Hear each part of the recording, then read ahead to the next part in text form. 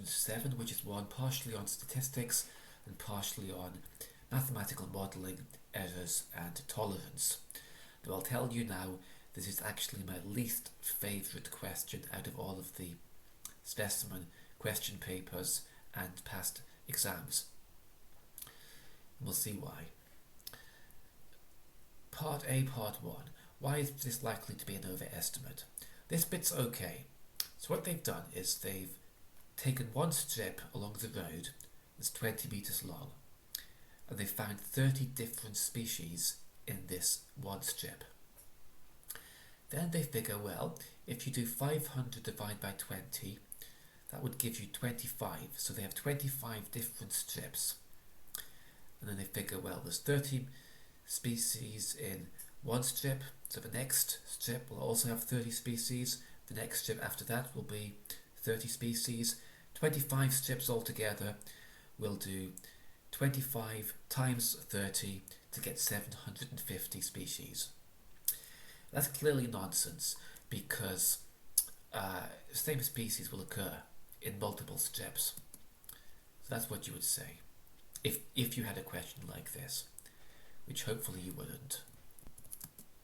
That the same species will occur more than once in different strips.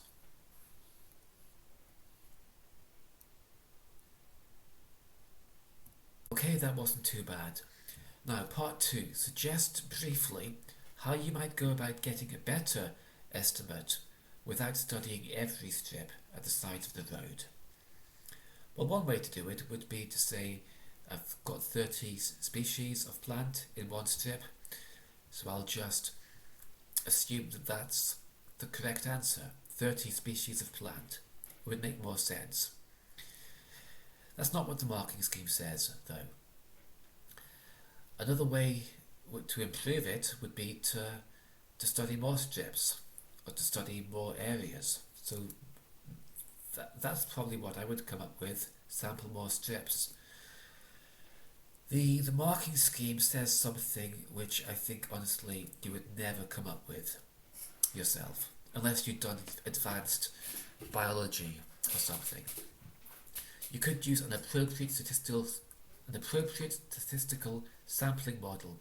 Actually, I'm not even going to bother reading it.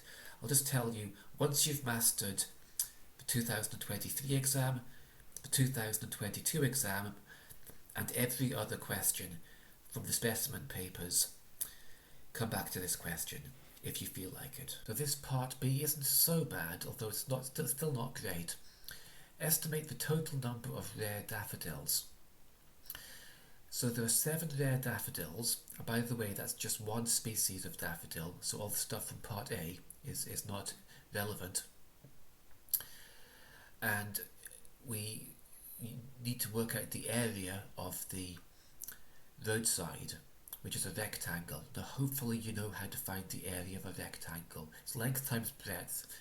So we do 170 multiplied by 2. So we get 340 square meters. Now we figure in each one of these square meters there would be about 7 of these daffodils. So we'll do 340 times 7 to get the estimate of the total number of rare daffodils. So we would get 2,380. Now the next bit, which says find an estimate of the relative error, this could be important for the 2024 exam, because relative error and anything to do with errors and tolerance were taken out of the exam the last 2 years, all to do with COVID. So this is also something that's not covered particularly well in the TJ textbook.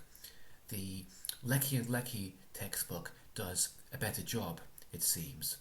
If you have access to Scholar as well, they have some material on errors and tolerance.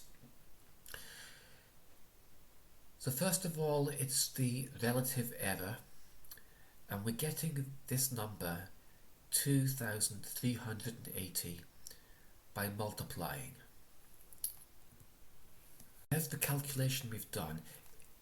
with all the numbers, 170 times by 2, and then we multiplied that by 7. So if you are finding the relative error and you're multiplying numbers together, each of which have their own relative error, the simple way to get the relative error of the product is to add up simply the relative errors in each number that you're multiplying. So that's showing you there how you get a relative error in the number 2. It says that the error is plus or minus 0.4 meters. Now that's an absolute error, which we convert to a relative error by doing 0.4 divided by 2 times 100%. So we believe that the width of the road is within 20%, which honestly isn't a very good, it's not a very good relative error. Then the 7. Now this is a little bit confusing and something that is maybe something I don't quite like about this question. So we're told that if you have a whole number, which is just a number that you've got as some kind of measurement, then the error, or the absolute error in that number would be 0.5. So we will take 0.5 as our absolute error and do that as a percentage of the entire amount. So divide by 7, multiply by 100%. So we would get 7.14%. Now, why is it 0.5? The best explanation I can come up with is that the density of these daffodils on the side of the road, if you measure or count some patch, you're only ever going to count a whole number. So the true density could be 6.8, it could be 7.3. I mean, it could even be something else. It could be 8, it could be 9, it could be 10.5. But even if you have an absolutely perfect measurement, it will still only be a whole number. But anyway, we've also got the 117. Okay, so it's something else I don't like. Why is there no error at all in the 170?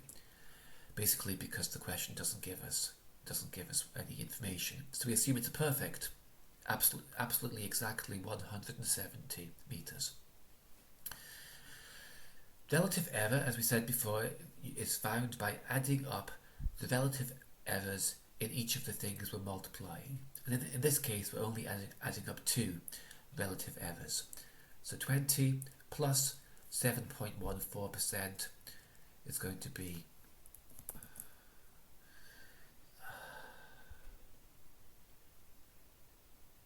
27.14%. And that, although that's what the marking scheme says, we shouldn't really be that precise with it, so 27% is more sensible, although that is a very large error indeed.